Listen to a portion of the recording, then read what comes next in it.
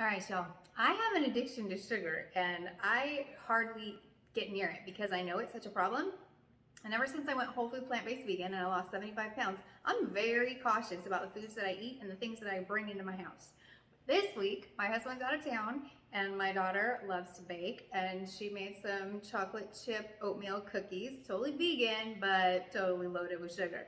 And I ate them, like not just a little bit, like all of them. Like she likes to bake, but she doesn't eat it. And I did. I ate it all. So I did it in 2 days, and I ate like I don't know more than a dozen cookies in that 2 day period. And the first night, I actually felt terrible. Said, "Oh my gosh, I feel absolutely horrible, and this is disgusting." But I kept eating them. And then the next day, I did it again.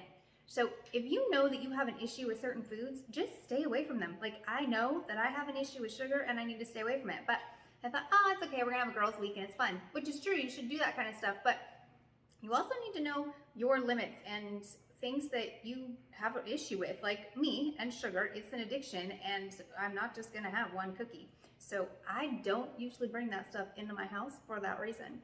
So pay attention to your foods that you're eating, and if you've got an issue with it, stay away from it, because I'm telling you, it's not fun. Like, I put on 3 pounds this week from cookies. Yeah, like, oh my gosh. And a lot of people are gonna be like, oh, whatever. I weigh myself on the daily because I'm crazy like that, and I love it because it keeps me motivated to pay attention to the foods that I'm eating. But I was like, yeah, it's okay. And I know my body and I know how I eat, and I know I can drop that 3 pounds super fast. But in the past, that would have been really devastating because I didn't know my body and I didn't know how to eat certain foods and do things to make the things I want to happen. So I just want to say, if you have an issue with sugar like I do, don't let it come into your house. Just stay away from it because it's not worth it. Have a good day.